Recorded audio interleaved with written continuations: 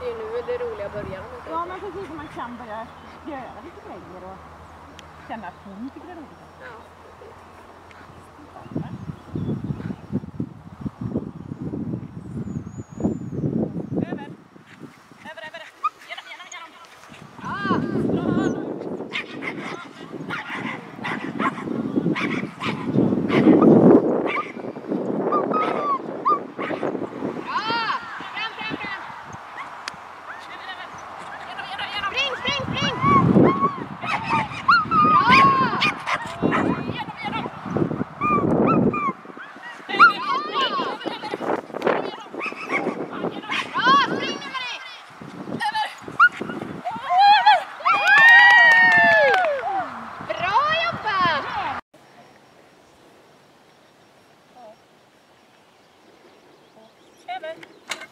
Över, genom